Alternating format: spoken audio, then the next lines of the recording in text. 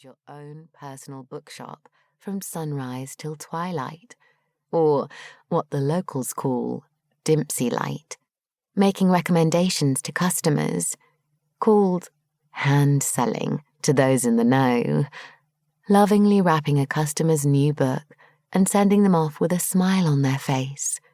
Then, after hours, there's the village itself to explore. Clove Law consists of one zigzagging steep street, known as up along when you're at the bottom and down along when you're at the top, which leads from the visitor centre, where the tour buses pull up, with its concessions selling souvenirs and clotted cream fudge, and the donkey sanctuary next door, all the way down to the historic harbour, where Bella and Feenan run their traditional English pub, the Siren's Tail, with its open fire and bar restaurant, always cosy and welcoming on a winter's day. In summer, you can take a trip on one of the sea life spotting boats, wander along the beach to marvel at the caves and listen to the music of the cliff waterfall, or simply soak up the atmosphere and chat with the locals on the sea wall. You might even fall in love, if Jude and Elliot are anything to go by. They both came to the seaside for a break, lugging broken hearts with them, and left healing and happy. Actually, the leaving part's not quite true. Jude and Elliot met here last summer, and look at them now, living, working, and in Jude's case, studying, locally, and every bit in love as they ever were. Not that the village chooses to advertise itself as a top spot for romance. The dramatic seascapes are attraction enough, and there's such a thing as too many visitors, according to Araminta Clove Congreve, Minty to her friends, the aristocratic owner of the big house and estate gardens at the top of the village.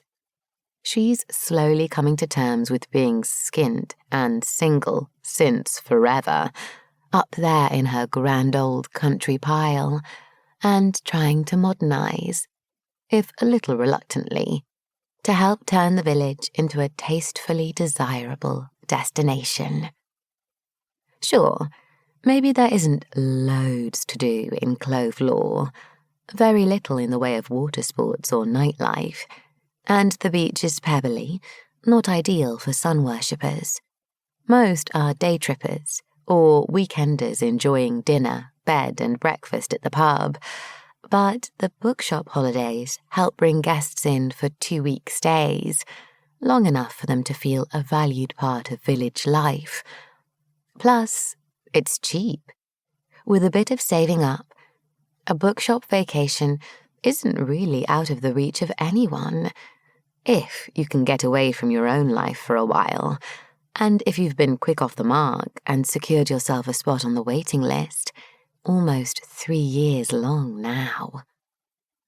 The most coveted of all bookshop borrowing spots is the fortnight including Christmas and New Year, when Clove Law is, when viewed from the sea, a sparkling winding ladder of Victorian street lamps and Christmas lights, leading from the quay all the way up along.